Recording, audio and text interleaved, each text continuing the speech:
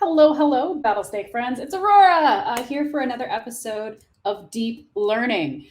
Deep Learning, what is it? It's the Battlesnake show where we kind of deep dive a little bit into some technical topic, whatever we feel like. We've done a lot of different things. We've talked about Battlesnake algorithms. We talked about like how to use your Battlesnake project for your resume. But today I have a very special guest who I'm excited to have with us today. My coworker and my colleague Sherri. Sherri, let's bring you on board here. Hello. Yay!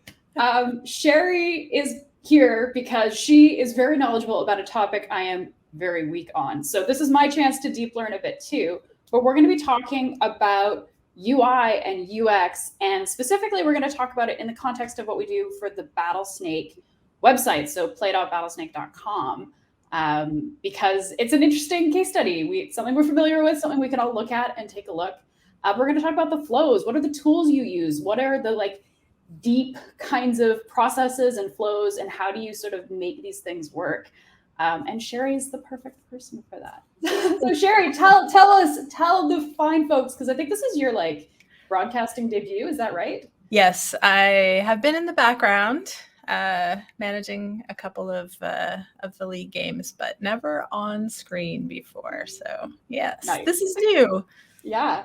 So tell us a little about I know, but I would like to brag and give you a chance to brag about your illustrious career. What are the things you have done? What is your like UX, UI pedigree, if you will?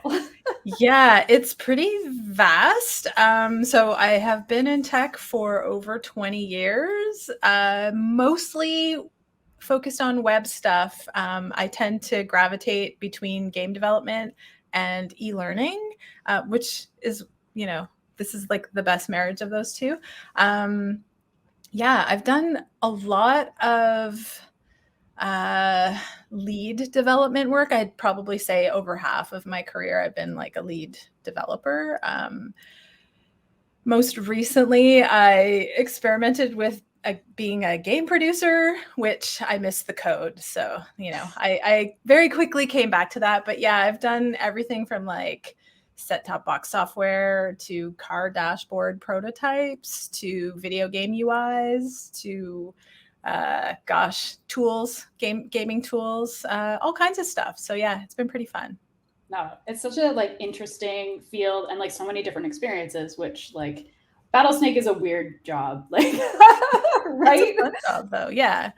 Like we have this like the practical skills we do is like maintaining the website and like running the engine to play the games, but then there's this whole like game AI thing on top of it. So I'm glad we have you. Yay. It's a good background. So this is a great opportunity. So if you haven't met Sherri before, you're watching this like as a video later, or you're in chat now, and you got questions and you want to pick the brain of someone who's got some good, knowledge, feel free to pop it in chat, or maybe ping Sherri in Discord. These are good places to like reach out and talk to those of us who battle. We don't battle the snakes. We build the arena for the battle snakes, the Coliseum. Is that? Oh, yeah, my Battlesnake is really bad. Mine too. Yeah. I think it's a hallmark. Like we're so busy keeping things going, we just don't have time to work on the actual Battlesnake part. It's true. Brilliant. All right. So would you like to set the scene for us? I mean, maybe we can start with tools, but like how should we tackle talking about what we do here? Yeah, I guess like probably I can start with maybe just saying that one of my primary goals is to improve the user/developer experience on Battlesnake. And part of that is injecting a little bit of UX design process, as well as some better practices with UI development and just modernizing the tool set that we had a little bit more. So I can share. Let me just grab. We are using a lot of tools. I guess maybe I should rewind a little bit because we're going to talk about some of the league's redesign work. That's what we're talking about, right? Yeah, I think we should totally target there. And like, I think this is a good chance to maybe be like honest and vulnerable. Like the first step when you're like looking at a design or what you're doing is like, well, let's like be critical and analyze our work. So I feel like, oops, let me see here. I was going to share screen as well. Would you mind bringing up the Play website for a second? Oh, sure. I seem to be having some unexpected trouble screen sharing right now. Upgraded Chrome, that's my problem. Okay. Okay, so sweet. So this is like the new stuff. But maybe let's take a look at like the top level page for a second and just see what we have to work with. I'm going to expose some of the things. So this is simple. The Battlesnake website today, the Play website part, is a Django app, and it's for the most part using like default Django templates. We have a bit of an older version of Bootstrap running a whole bunch of stuff. There is a really, really old theme that like we can't upgrade anymore. I recently upgraded jQuery and I can't go any further. Like I couldn't get to the latest version because the theme package we're using isn't compatible anymore with jQuery. And it's simple, like it's a website, it works. But there's some like navigation challenges. If we shrink it down to mobile, if anyone's looked at the Battlesnake website on mobile, that's an area we have neglected. But introduce Sherri, who's much better at this than we are. But there's some room for improvement. We keep adding features too, like original Battlesnake didn't have challenges. We didn't have this like mixture of leagues and competitions. So there's a lot of stuff that's changed and our needs have changed. So sorry, that's like my little preamble of like maybe a little honesty about some of the rough edges that we have right now. I think it's good to point out too that it's kind of the natural progression. Like sites just kind of outgrow their original feature set. And that's kind of the stage that we're at now is like, oh, we want to add all these new features, but the navigation wasn't built with that in mind and certain pages were built with that in mind. So we're just kind of refocusing on some different goals. So yeah. Totally. All right. So that's my preamble. So let's talk about the area we're moving into, the types of tools we're looking at and experimenting with. Yeah. So the first thing I wanted to do was get rid of jQuery. It still is a useful tool and it's used a lot under the hood for like testing because it's great. You can all those CSS selectors that you can use, but building out more complex web applications, it's not ideal because it's really hard to maintain after a certain amount of time. So we did a little bit of evaluation and my personal favorite JavaScript framework is Vue. And so we ended up going with the Vue framework for the front end. We are using React on the board project as well. So Vue is just used on the website.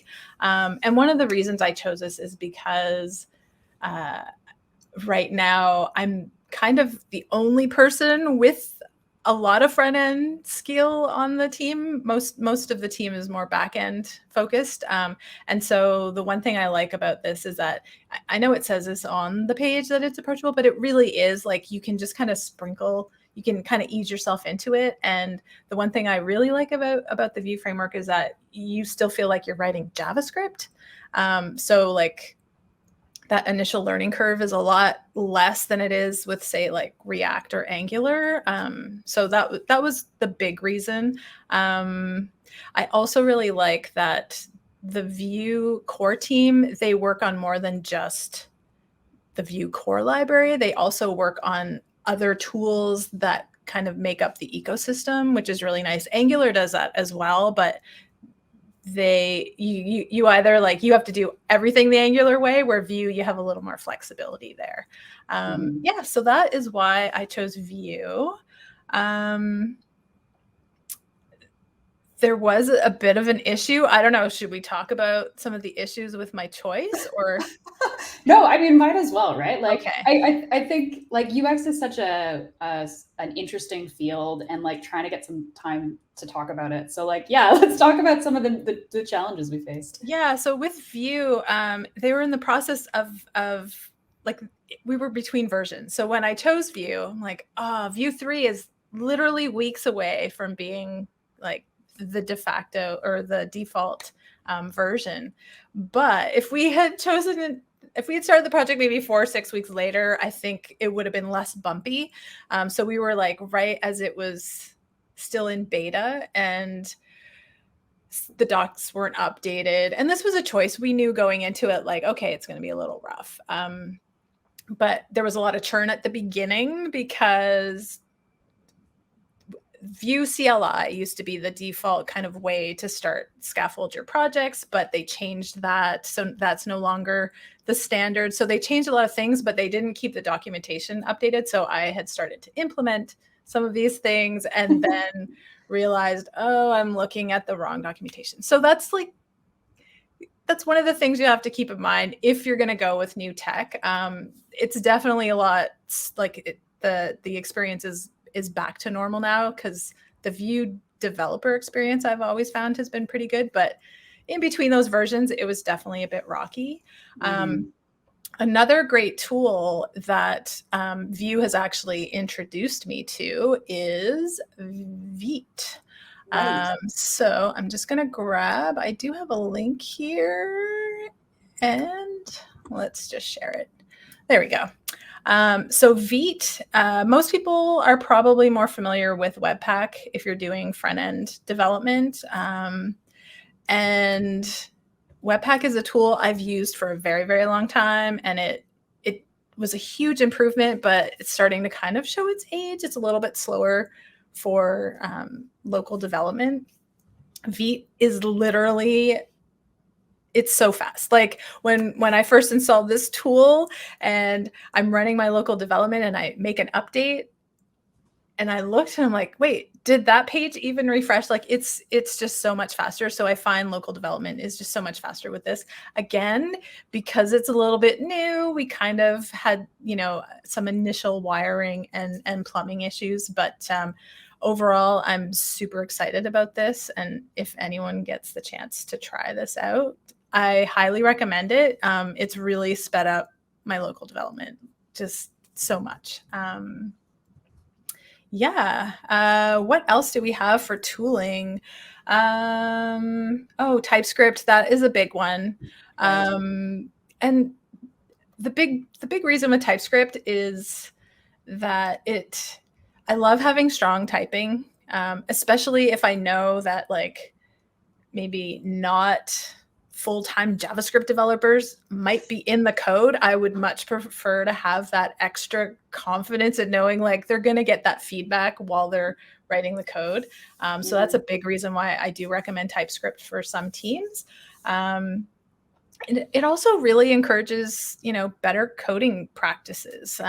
So I do find that when I'm using TypeScript, I take a step back because I have to define the types that I need to use. You just kind of are a little more thoughtful about it. Whereas JavaScript, you can just write whatever the heck you want and almost anything will work. But sometimes it's like, should it work? I don't know. Yeah. I I like dynamically typed languages. Like I'm very comfortable in Python. Like I'm very good with that. But even JavaScript, sometimes it just like takes it that little bit too far. Sometimes I don't know. Yeah. I mean, JavaScript is great. You can do anything really with it, but sometimes that is like a double-edged sword. So like the great power comes great responsibility situation. Exactly. So that's a TypeScript thing. We are also using Sass, which some people, if you're like in the know in the front end world, you might be thinking like, oh, but we have CSS properties or some people call them CSS variables, which are great, but it's the big reason that I went with Sass is because we're theming things. So we're creating different themes for stuff, which I still think the workflow is a lot better when you're doing that with Sass. So you just can control all the variables. And the cool thing is that we could create themes and output those CSS variables and properties so that the things we want to control dynamically, we still can. Like we can still take advantage of those modern CSS language features, but it's just a lot easier to maintain with Sass. It's just a lot less code that we have to maintain. So that is why we chose Sass. And then I think this might be my favorite new tool. One thing with front end development, I don't know. I mean, I've done a fair bit of back end development, but front end, there's always like 100 times more tools.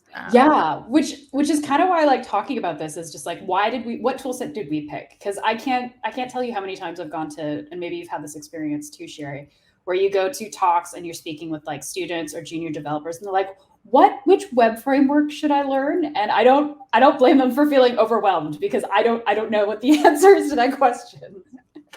For new people, I always say learn JavaScript. Like, honestly, if you know the ins and outs of JavaScript and it's like, weird syntax idiosyncrasies, you will get by in any framework. But starting off with just a framework is not always the easiest road to take. Mm-hmm. Yeah. Totally. So SAS, I could go on about the SAS and the CSS for a while, but we have a bunch more tools to go over.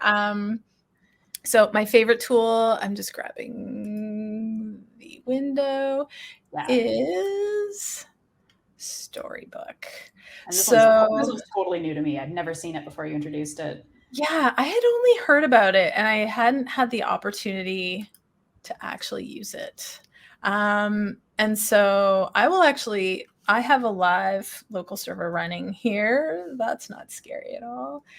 So this is our internal like Storybook project. And it's basically a way it's like a pattern library design system. You can kind of do both with that. And so my original reason to get this, like to start using this, was so that I could provide, here, let me just see. I'm hoping this works because this is running off my local code. And sometimes that's always a little sketchy. Yeah, I'm having a little bit of an issue here.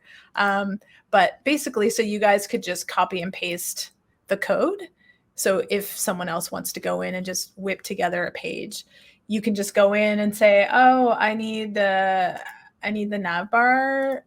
What do I need to implement? So just to help make it easier for the rest of the team, and also just to have a place so that we know we can keep things more consistent, because we have like the typography, we kind of know what colors we're allowed to use. It's just a way to kind of keep all the design system together and visible to everyone on the team. So Darcy, our awesome artist, like he can go in and make sure that, oh yeah, this is the right font.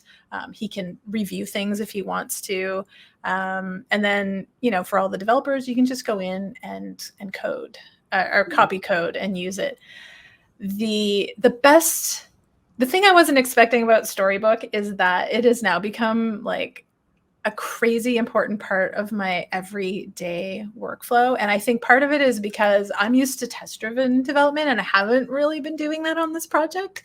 And so this gives me a way to I create a story. Like I get my feature task, I create a story, which is basically like component name .story .ts for TypeScript.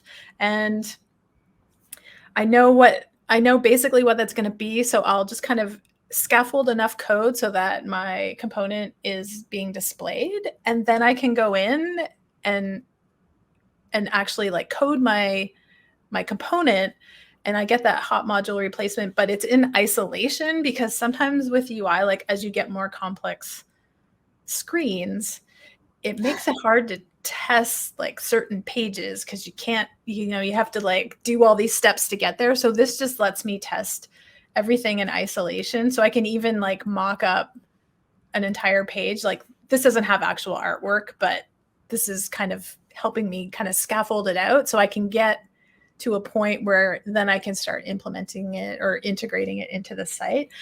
It's really sped up my local development like a lot. So I love it. I recommend it. I think every team should have this or a similar tool, because there are a couple other tools out there like that. Just going over my list of tools. So we'll get into testing. Yeah. I mean, and like maybe just to like frame ourselves too, like this is a lot of tools, and I don't want anyone to feel like you have to install and use every single one of these. No, definitely not. Oh my gosh, no. And honestly, once we settle on a few, one of the reasons is some of us were using other tools and we needed to get some of the stuff out fast. I'm like, oh, I need to use this tool. And then obviously we'll probably chop this down a little bit. But it's also kind of fun to try out the new features and see how they can help us or hinder our development. Yeah, for sure. This is definitely our like interesting core here with Vue.js as the JavaScript framework we've chosen. Enhancing our developer, just my little recap, the teaching moment practice, right? Using Vite as like a local developer tool enhancement, just sort of helping out. Sass, which I love. I think it doesn't matter what framework or what project you're using. I have very much enjoyed using Sass. Sass actually makes more sense to me than raw CSS. So I like that in any project for managing your styles. And then, of course, Storybook as a part of this too. Question for you, Sherri.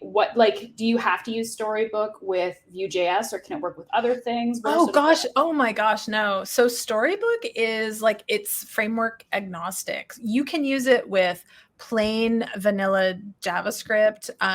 Here, let me just show you. So if you go into their docs, like they have different components to help you document certain frameworks, but then you can just go in and do straight up you can just have an HTML website with no JavaScript, and create your pattern library from that, and your style guide. So yeah, like it's not tied to Vue in any way. I'm pretty sure it's actually built using React. Okay. Yeah. So nice. Yeah.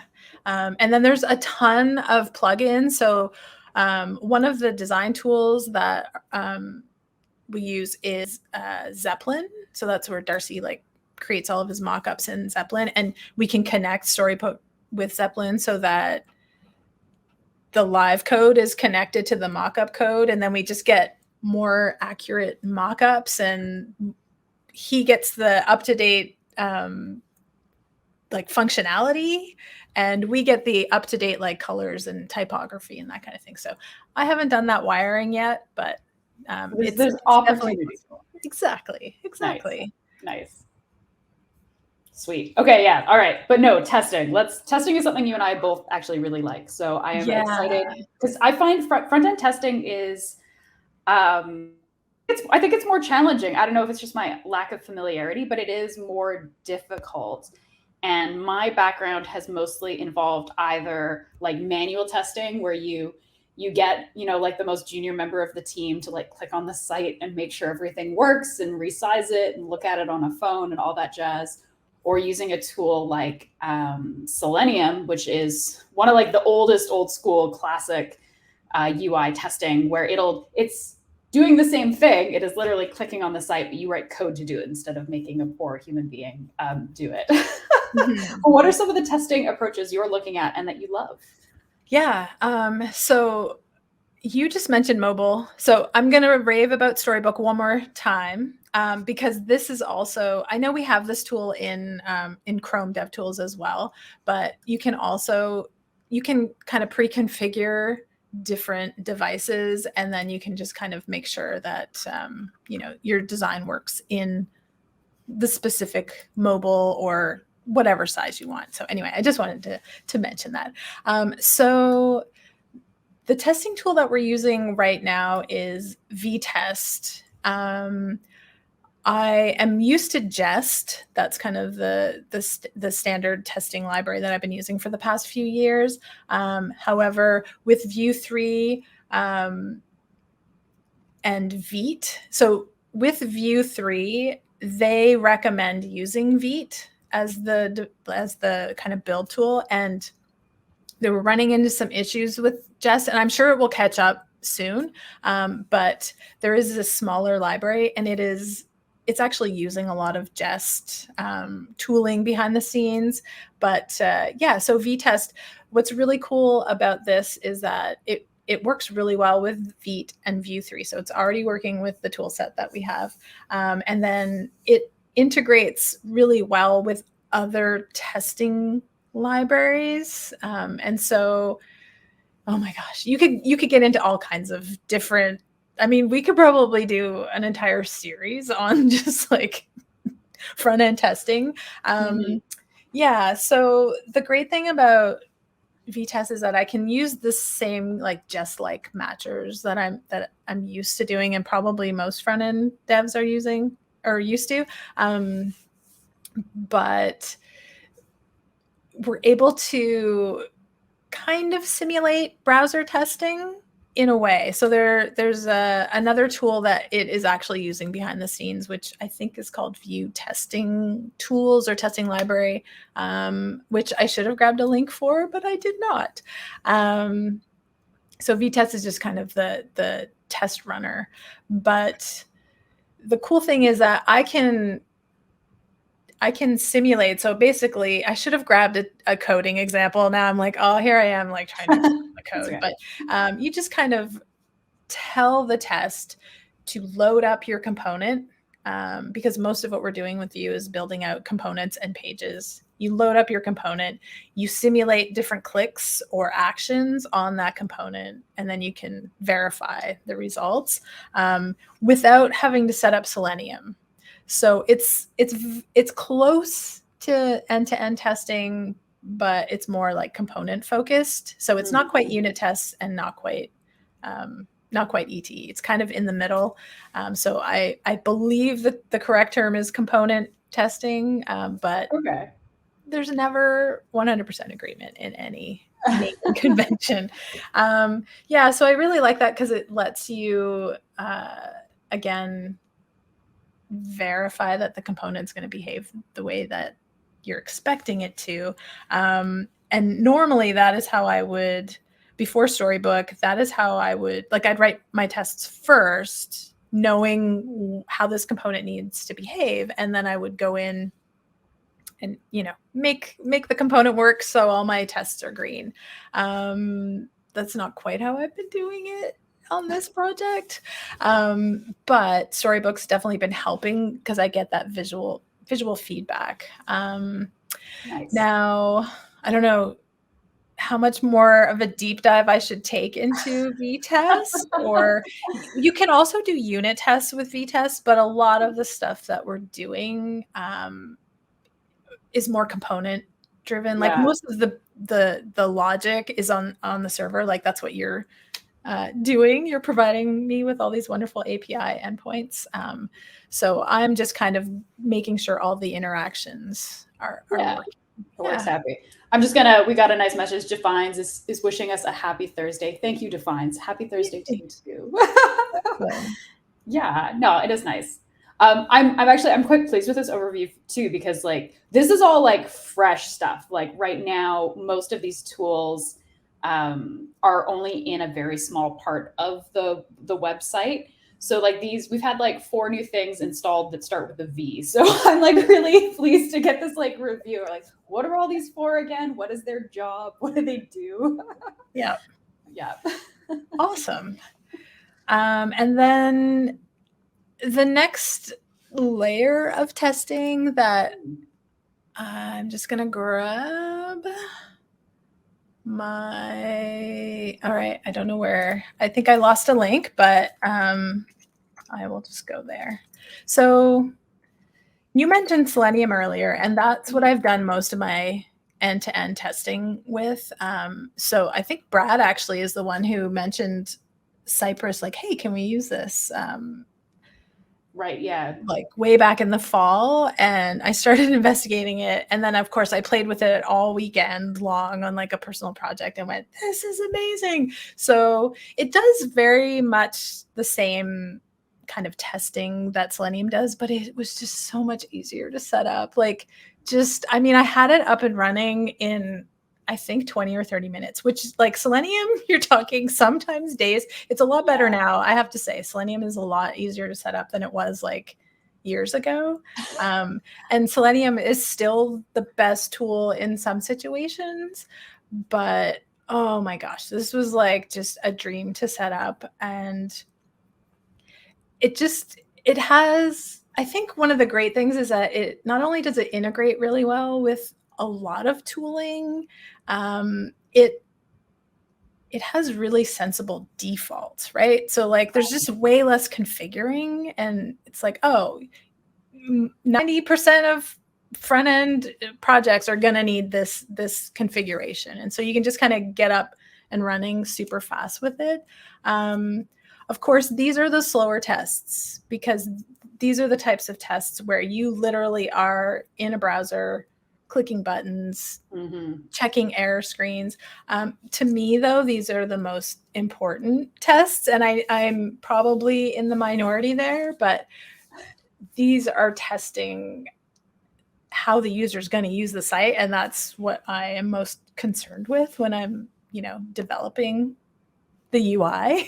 And so to me, these are the most important tests. So this is going to be probably my next big push, is to get some. I actually have some Cypress tests running. We just haven't integrated it into the pipeline yet. So yeah. So definitely check that out. It's a great tool. Yeah. I was nerding out with it again over the weekend on a whole other project, just like a little personal hobby project going, this is amazing. So I'm excited to get this going too. And like, we're still so in the early days of integrating and using these tools, but like Sherri and I both know, like looking kind of long-term for the health of the project, where we're going with this, right? So we want to have it so that like our V tests are being run. They're kind of like a little lower level, a little closer to the code. Is that kind of how you're viewing them? Yeah. So maybe I would run them on like every pull request, right? Like every time we're going to merge code, we want those tests to run to make sure won't make sure, but increase our confidence. Exactly. that's really what we're getting here. That the pull request is good. And then using something much more elaborate like Cypress, maybe like before we deploy a change, and making it so that a developer can run either of those sets locally. And then of course, like for any APIs that the UI is using, like that has to live somewhere else. And that's like really low level testing to verify that we're always giving the UI good data. We're not confusing it, all of those states are being hit. So just kind of stacking these pieces together and helping them part of the deploy pipeline and automating this. A lot of this is still pretty manual. That's okay. This is how we grow. Steps. You don't get to the end right away. Baby steps. Yeah. So we are already running the component tests on every push to the main branch. So that's already running. They're pretty fast, but yeah, the Cypress ones, still trying to figure out like, where do we want to hook this into the pipeline? And one thing I would love to do is kind of set up some smoke tests for the happy path so that after we deploy, we could spin up a Cypress instance, because you can also run it in a Docker container and actually hit the live server and run like maybe 3 to 5 minutes of tests, just to make sure, just to have that extra confidence. Yeah. And then we can do Friday deploys and enjoy our weekend. I love Friday deploys. And what I love even more is, we're not there yet. We're still a pretty small team, but there's been so many times where I've worked for teams where we hired a student who basically just did that. And it's not an awesome job. Maybe it's kind of a rite of passage. Maybe you do it for a short period of time. But like, let's automate that and get you learning much more interesting things. Yeah, for sure. Yeah. I'm a big believer in like just not giving the icky grunt work to the juniors, because you want to encourage them. Like you want them to love coding, and that's just not going to make someone love it. So cool. Yeah. All right. So this is quite the it's a whole set that we're introducing and looking at. So I wonder, can we start like looking at secret behind the scenes Battlesnake stuff? Is that a good transition? Yeah, we totally can. I have some secret stuff. Nice. Well, let me see here. So I'll show some of the earlier stuff. So this is one of the things that I'm just going to close some of these tabs. Let's talk about the process, which I'm still learning so much about, because I've never had so many of these tools like all available at once, and like going through this flow. And of course, like Battlesnake is a very visual, like really, really visual system. So there's like so many, like there's all these micro steps where how do how do we get to the end product? Like, what are all the steps that get us there? How do we make these decisions? How do we mock things up without like wasting a lot of time? Like, how do we do it efficiently? Yeah. Yeah, exactly. So let's go back to the beginning. So when we were first kind of starting to redesign the UI UX flow, there was a lot of back and forth discussion. I'm like, okay, why don't we map it out? Just a simple flow chart. And this is like basic thing that I've learned, I think we all learn it in school. And when in doubt, chart it out. I don't know. I just made that up, and that was pretty lame, but whatever. No, I have a cross stitch pattern I did, which is like, when in doubt, comment it out, which is terrible advice. But I think it's fairly close. Chart it out sounds much more constructive. There we go. Yeah, exactly. And so this is just, it's a little bit zoomed out, but the initial, this was mostly to help me wrap my brain around some stuff, because I'm still new to the whole Battlesnake. Well, I'm not that new anymore, but I was. So understanding like, what's a league, what's an arena, what's a tournament, and not being part of the competitive coding world before, just trying to wrap my brain around all the concepts, and then evaluating our existing login and registration. And it was a little not ideal, I guess you could say. So I wanted to draw out a user flow that took the user in mind, and like, okay, well, we want it to be as seamless as possible. And I think we got pretty close to where we wanted to be. So just drew it out in a flow chart, and then I was able to create a bunch of tickets to see like what's missing, like what do we need to attack here, and also looking at things here, it's easier to cut stuff at this phase versus the really expensive phase that after you've like done all the content or implemented it. So totally. Yeah. Ignatius in chat is like, when in doubt, talk to a teddy bear, which is totally true. I've heard it referred to as like a teddy bear, as a duck, and then add that visual component. Because I remember like you had just started Battlesnake, and I'm like, okay, Sherri, let's talk about how leagues work. And I'm like, yeah, so you registered this way, and this is what should happen when you're not registered. And it's just like a word salad at your face, which is not very helpful. Yeah. But actually having it written and everyone being like, yes, this is how it works, just like so much easier for like team communication and collaboration. Yeah, super, super important. And another really cool thing is that you start to identify like areas in your flow where you have an opportunity, like, oh my gosh, we could be losing people here, or this might be confusing. And so it's just really good to kind of chart this out. And yeah, we have like team meetings where we can discuss it. So user flow, super easy. Like, I mean, honestly, I have the virtual background. I was going to point to my whiteboard. Like I do a lot of like IRL whiteboarding. Just it's how I think. Like I need to draw it out to think it out. And then I'll convert some of that into either a user flow or a wireframe. So I'll go on to the wireframes. So these are the kind of the older wireframes that we were using. But as you can see, I put the mobile ones first because I'm super excited about our push to like be more mobile friendly. So this is that user flow in a little more detail in wireframe form. And again, this was to kind of create more discussion and start to visualize not only the design assets that we're going to need, but also like, what do we need in code? So this is where Aurora, you and I would have that discussion of like, oh, well, if we want to show this data, we're going to need this in the API, and then I'm going to need to build these UI components. So this is a really great tool to kind of push the design forward, but you're still not quite implementing it yet. You're starting to see how feasible it's going to be, and maybe start cutting things like we did.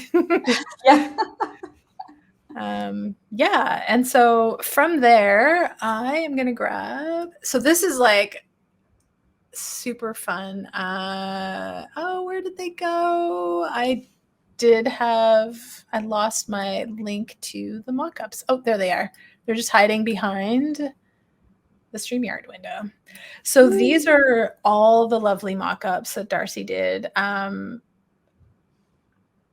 As a front end person, like UI developer, it is just such a joy to work with nice art. Yeah. It's just, I love it. So this was the goal. This isn't quite what the site looks like yet, but this was, the goal. I won't go through all of the mock-ups, but this definitely we start to see like, oh, what colors are we going to use? What's the best sizing? Here's a little sneak peek at what we might be implementing for Summer League. Adding some stats. Some more stats. And so these assets, the cool thing, so Darcy is using Zeppelin, and the cool thing about Zeppelin is that you can actually copy paste. I mean, I don't copy paste it exactly, but I at least know like, okay, these are the colors. I can copy some parts of this into the actual code. And then it just kind of streamlines that communication line between artist and developer a little bit more. And so you can see we're kind of starting to bring in a little more consistency with how things are laid out on the site. I also have a sneak peek of, let me just see. There is one more. Yeah. So I switched tools, and I hadn't planned it, but because I upgraded to Creative Cloud, I'm much more comfortable using Adobe Xd. And if we're already paying for it, then that's what I'm using. So this is very rough. This is very rough and probably needs more context. But I just wanted to show that like we're working to kind of introduce more live stats on the website. Which is an opportunity for me to give a shout out to the brand new community council group that we have, what is the community council, you might be asking? I would love to know. Tell me about this Battlesnake community council, and can someone get involved? What opportunities are available? Yeah, I mean, just if you want to drop a line in Discord or email, I don't know what the public email address is. That's awful. But if anything to hello@battlesnake.com will get to us. There we go. So back when last year, we did the 2021 developer survey. I asked Andrew to like give me a little bit at the end. And so basically it's just a group of community members who maybe are a little more engaged and really want to provide feedback to help us create a better experience for everyone. And I'm super excited because a lot of people have signed up and I'm not used to that. So that's really exciting. And the whole goal is that once or twice a month, I will throw out a survey or a mock-up or see if anyone wants to have like a one-on-one kind of user interview thing to test out like a user flow just to make sure that I'm on track. It's just all about UX and kind of upcoming features to really make sure that we're building like something super awesome for Battlesnake. I think it's not just a programming game. It's also like a learning platform, an opportunity to contribute to open source software, and also to participate in things like the community council. There's however you like to participate in Battlesnake. There are many options. Winning a tournament is like just like, I don't know, it's not even on the top of my list of things I want to do with Battlesnake. Awesome. So I think I've gone through the whole gamut of all like the tools and process. I feel like there's so much more I could talk about, but got a truth statement in chat. Like this is the kind of thing from Ignatius. Something I'd love to be able to be a part of in theory. Then I realized it's been 3 years since I've had anything resembling time to commit to Battlesnake. Yeah, I mean, like programming Battlesnake that can be a time investment, right? Because you say, oh, I'll just build a simple one, like a simple if-else rule-based snake, and then you're like, now you're just like you've gone too far, right? And you've taken up a whole bunch of time. But even small things, just like checking out art assets or saying hello, or even participating in chat and Twitch streams. These are all lovely little moments. So thank you for being here in our chat for our Twitch stream, and even just like passively picking some stuff up and hearing what cool tools we're using. Awesome. So I had a question actually for you, Sherri, which was, so we talked, I dropped these links in chat. We're using Figma for like wireframes and flow diagrams, and Zeppelin for like the kind of more full art mock-ups. Are there other similar tools that you've used that you like, or like other like techniques that you use for these kinds of phases that you'd like to talk about? Yeah, I mean, I've done like literally napkin mock-ups. Like I'm not a tool snob, I guess. I don't know how else to say that. I mean, I use my whiteboard a lot. I mean, you could even just use like I think Google Draw or something and just draw. Like it, the thing with wireframes is you're just conveying an idea, and it's more of a discussion point to like further along the development. So they don't have to be fancy. The mock-ups, these are super fancy mock-ups because Darcy's amazing, but yeah, like mock-ups don't even have to be this polished.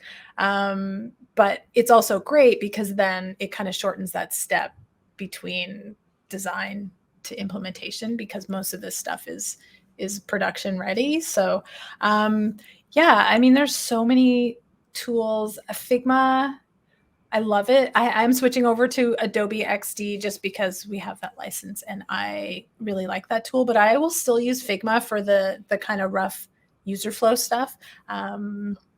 Adobe Xd, which is Adobe Experience Design, I love that for just its integration with other Adobe products because I've been using them for a very long time. And then I can also do clickable wireframes. So that's what I use XD for a lot, is I can whip together a clickable wireframe that imports the assets from an Illustrator or Photoshop file and throw that in front of a user for a user interview, and they can click through it like it's almost the website, and then I can get that instant feedback. So that's what I really like XD for. Nice. And some other nice, Adobe tooling stuff, but yeah. And when we're talking about this phase, do you have like, I'm sure this is a big topic, but like, what is some of your advice for approaches for like designs like this when you're trying to keep both mobile and desktop in mind? Like, do you have some hot tips or like advice on resources to explore that?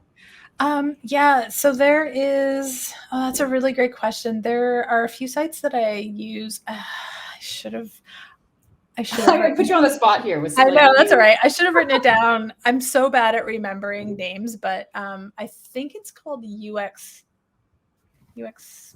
library. I can't remember. But I can find it and we can toss it maybe in Discord afterwards, because I do check it out a lot.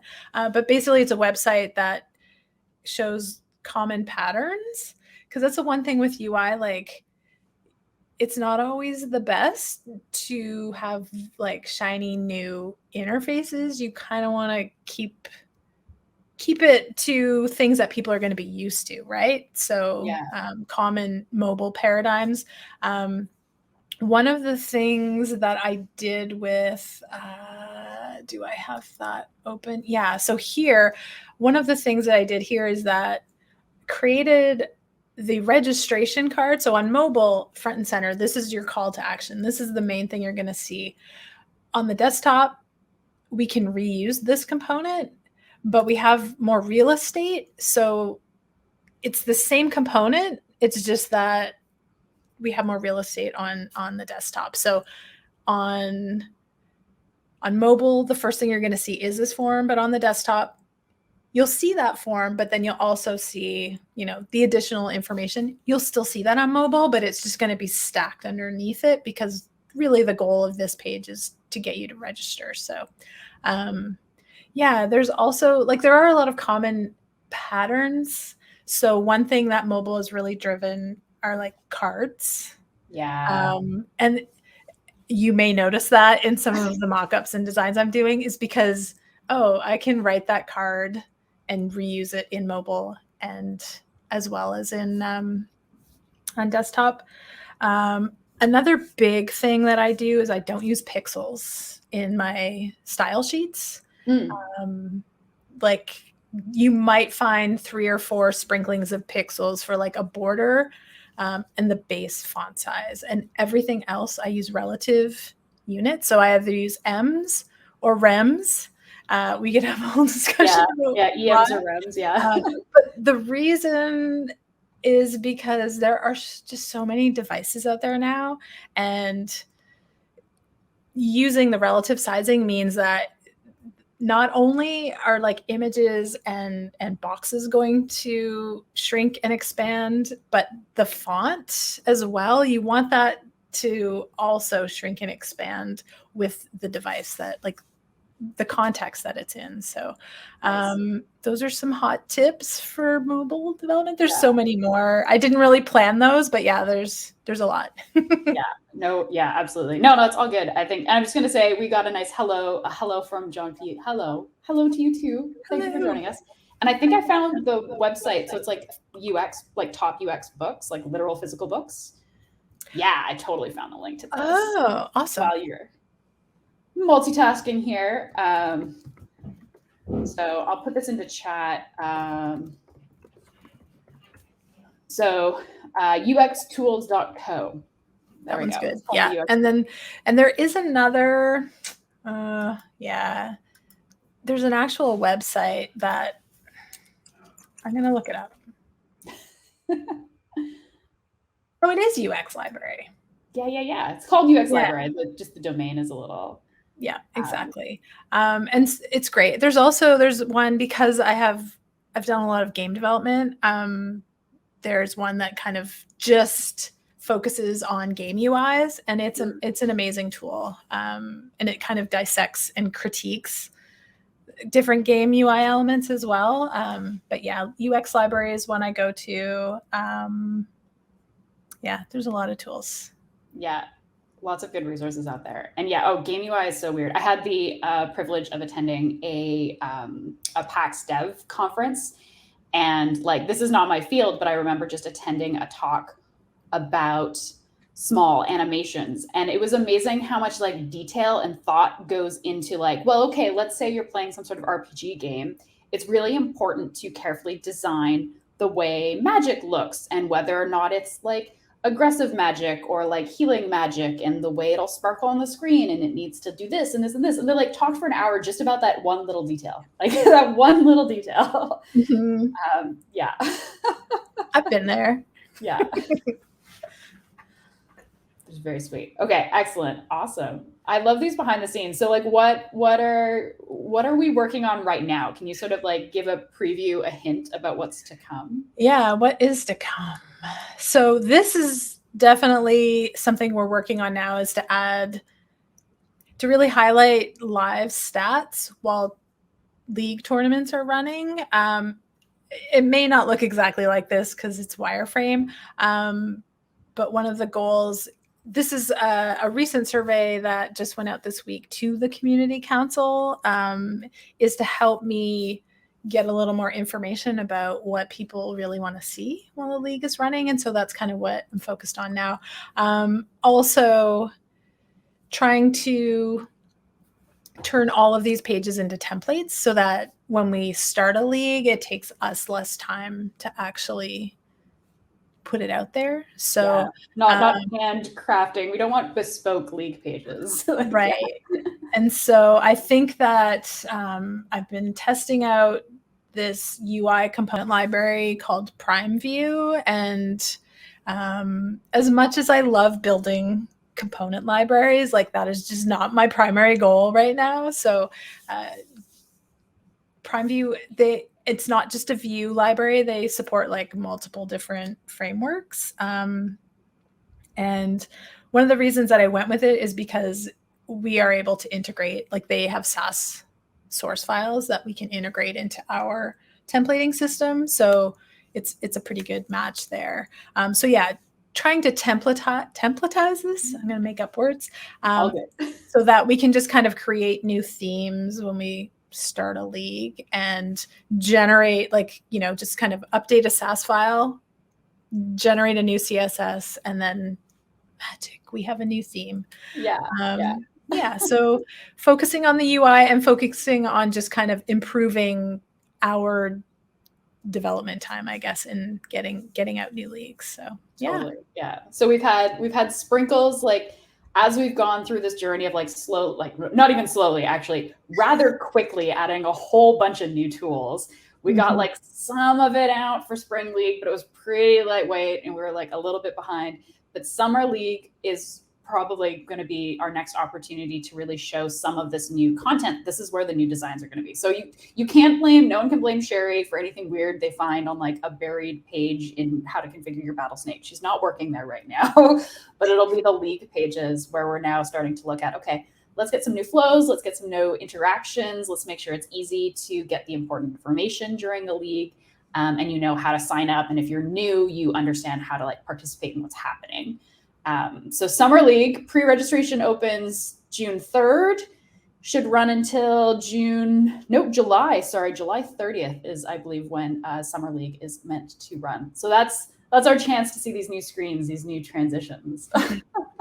Yeah, and I'm also showing off kind of the updated league registration / landing page.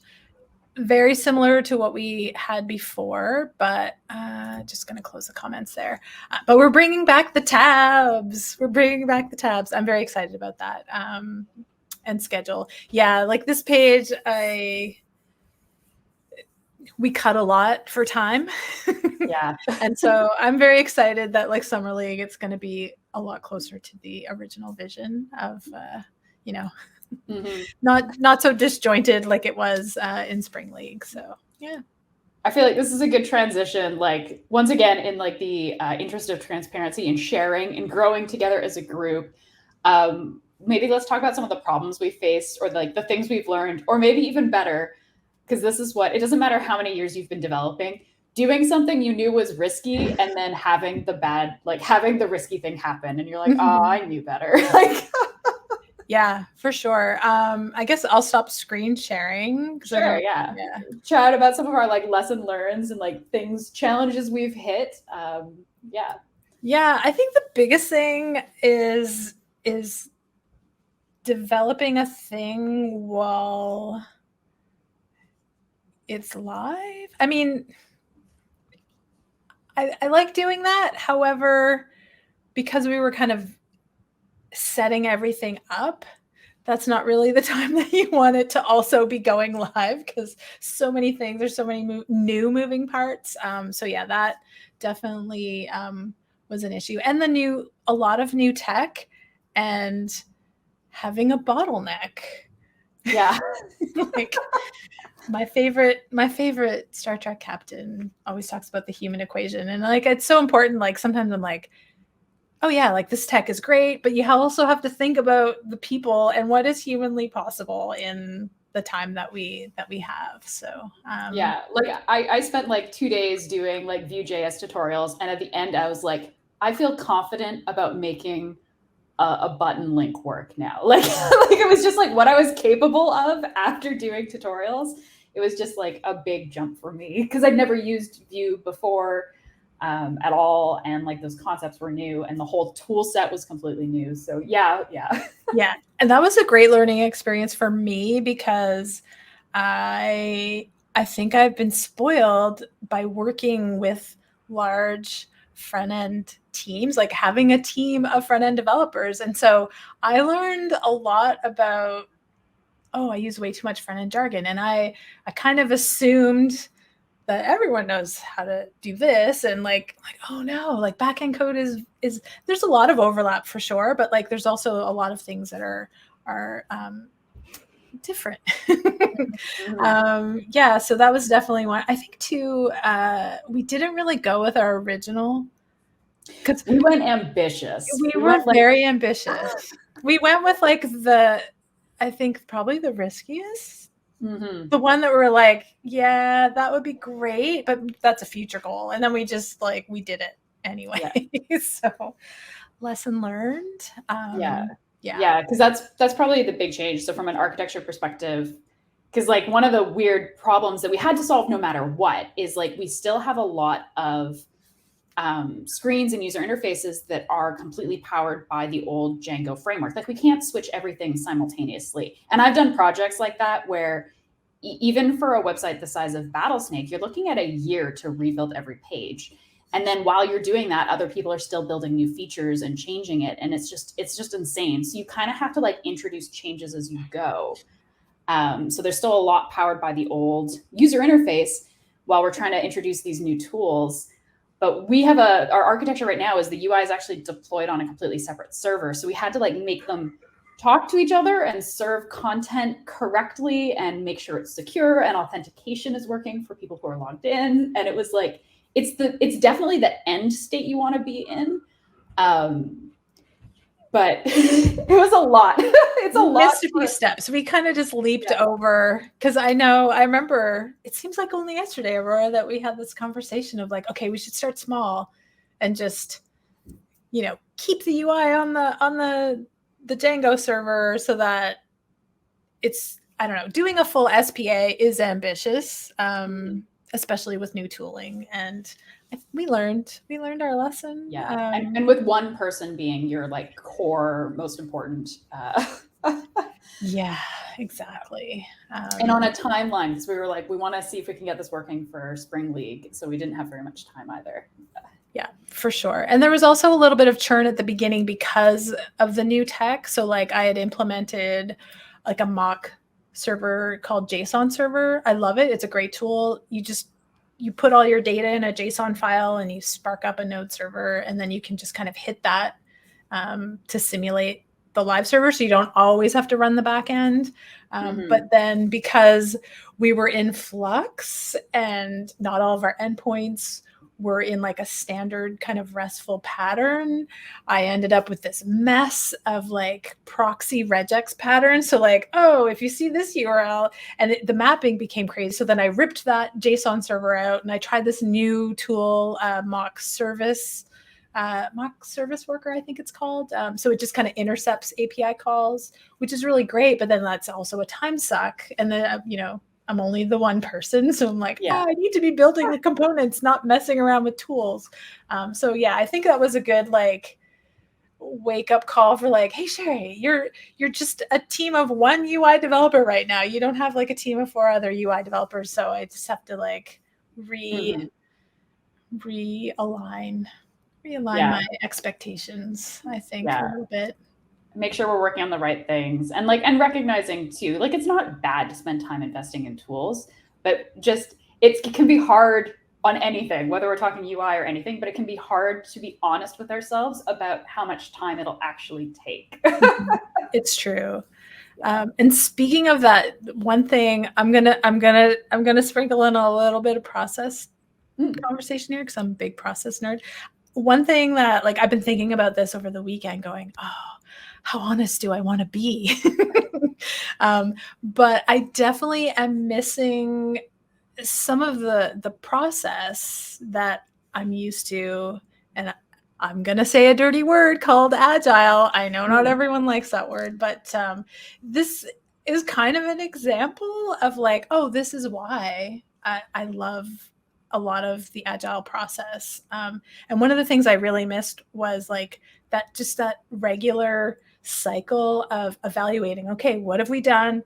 What did we do wrong? And not having that regular kind of reset to be like, oh gosh, yeah, like I need to refocus and do this thing. So we just were like, we kept going because the leak was running and we just had to get this stuff out. So I'm looking back now going, I think definitely having a regular kind of reset to inspect and adapt. And I hate to use buzzwords, but I don't know what other words to use there, but just like take a look at what we're doing and go like, oh, should we keep doing this? Or should we maybe like pull the plug on a couple of these things? Right. So I mean, I've been doing this for over 20 years and still make mistakes. So it happens. I mean, it's a totally interesting commentary on like how Battlesnake, the company, has been evolving and changing too. Because in 2020, it was like, as far as like developers working, it was just Brad and Chris, right? So what do? They would just like lean over. At this point, they're like, maybe still in the office, or they just have like a Zoom call open all the time, and they would just like have a quick conversation. And when you're 2 people, that's different. Then this time last year, I got added. I was just the third person. So we were still able to kind of like do that a little bit. We started syncing more. And then last year, you know, Sherri, you joined the team. Rob joined the team. Now we're more people, and taking on this ambitious project while the company is shifting as well, and being like, okay, how do we have to adapt to like communicate properly and collaborate properly with much more, like more than like twice, almost 3 times the number of people we had before, right? Even though we're just up to like 6. Yeah. So yeah, it's interesting. All of those changes happening simultaneously. They interact with each other. Yeah. You know, I mean, that's what happens when you grow. I mean, these are all good problems to have for sure. So, and I think we're all like aware.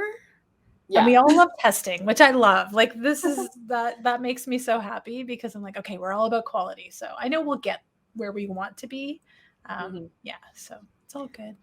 What's on like your wish list for next steps then, now that we're taking this moment? This is kind of like almost like a therapeutic pause to reflect a bit. So what are you thinking of for like next steps? Yeah. I definitely have already started. So next steps is getting more involved with the community and getting that feedback. I've just been kind of like immersing myself in what is Battlesnake and like all of the technical aspects. And now I'm diving into getting to chat with community members to make sure that the designs were about, or the features that we're going to release are in line with what the people actually want, right? And just getting to know everyone, because it's a really positive developer community, which I absolutely love. It gives me like shiny, happy memories of like old school Flash communities. So I did a lot of Flash game development way back when. Half my portfolio lives in the Flash graveyard, but yeah, so it gives me those kind of like happy vibes. So getting involved more with the community, as well as breaking the features down smaller, because we kind of just took this giant chunk and went, we're gonna do this, and I'm in hindsight, I'm just like, oh, we probably should have broke that down sooner. So, and that's something that I already have done, is broken it down just so it's more manageable, with a little more detail up front, so that maybe anyone might feel a little more comfortable diving into that new like Vue.js tech, and more automated testing. More testing. Yeah. I mean, I was happy. I got to, while I'm building the API, because I had the luxury of time, I was able to just test the wazoo. I was really pleased with the progress I made there. I feel really good about those API endpoints, but you deserve that confidence in the front end code too. Yeah. Oh, you've got a fan here too. Jay Lafayette in chat is agreeing with you totally about agile. It can be done poorly, but the retrospective after each sprint is really, really helpful. Yeah, I definitely miss it. Yeah. I mean, I used to teach Scrum workshops. I did not know that about you. Yeah. I don't do talks, but I'm much better on like those smaller kind of learning experiences. So yeah, I did some Scrum workshops, and most of what I do, and when I have like new teams, most of it is helping them unlearn all the things that people call agile and Scrum. I'm like, that's not really it. No wonder you hate it. So yeah, I call it Frank and Scrum, but I won't go down that road because I could talk for hours about that stuff, and I don't want to bore you. So yeah, that's totally cool. That's awesome. Okay. Maybe I'll find Jay Lafayette in the Discord and we can nerd out together. Yeah, there you go. Talk about your techniques and approaches and all that jazz. This is brilliant. Okay. Well, I mean, I'm excited. Like, I know it's tough because like sometimes like I write a lot of the developer updates for the blog, and I'm like, I can't talk about all this hard work that Sherri's doing. I promise she's working hard. It's just not user visible yet.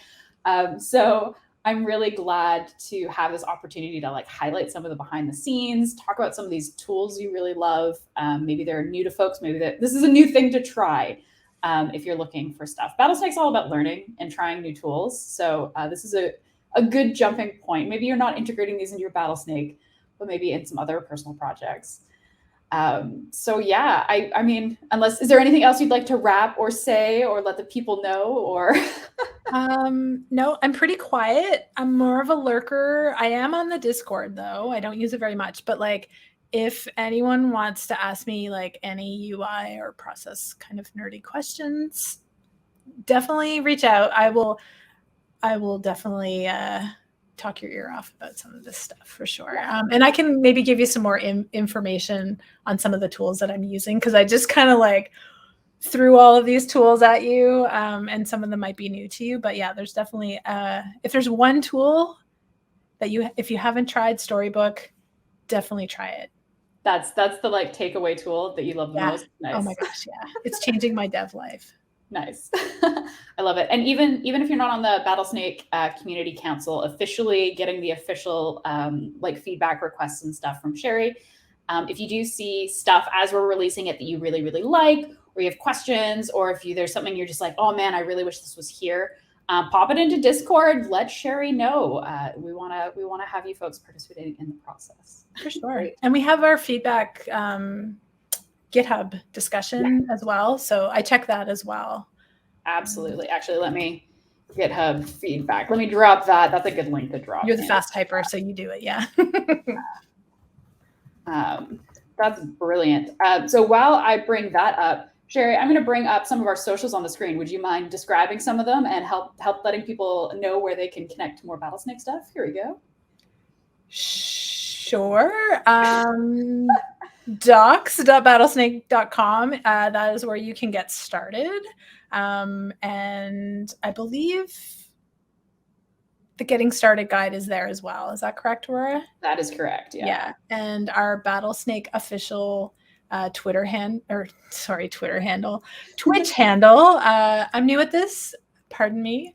And then you can get all kinds of like juicy updates from the devs, as well as from Andrew on community updates on the blog.battlesnake.com. Oh, thanks. Press to continue. Thank you for that lovely comment. Yeah, and then if you want to reach out to the community, honestly, the Battlesnake developer community is like so engaged and so helpful, and I love it. And so if you have any questions or just want to like show off your amazing Battlesnake hacks, drop into the Discord channel for sure. Yeah, cool. I think I described all the links. No, that's perfect. That was great. And that gave me time. I've got a link in chat for the feedback repo if you want to sort of officially file some feedbacks. That is an excellent place to do it. We're checking it constantly and talking about it all the time. So we love to hear it. So thanks everyone for joining us. Thank you, Sherri, for like coming and hanging and talking about your awesome, like this is your niche and you deserve to shine.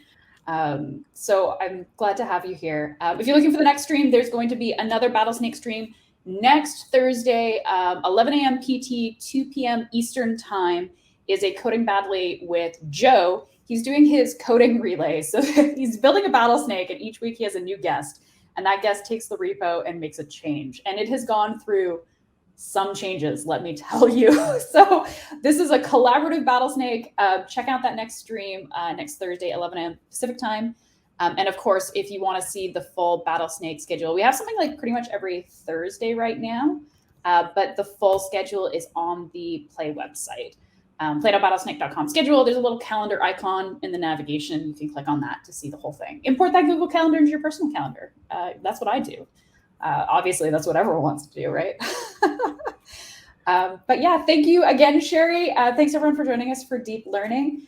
And I hope you have a really great rest of your day. Awesome. Can I say one more thing? Oh, absolutely. How amazing is Darcy's cute little mountains? I just wanted to show those off. Yeah. I was so happy when the community commented about the mountains, because when he was doing the early work, we're like, Darcy, we love the mountains. Like, I'm just glad everyone agrees. They're so awesome. Okay, that was it. That was my final word. Brilliant. All right. Thanks, everyone. We'll see you later. Bye-bye.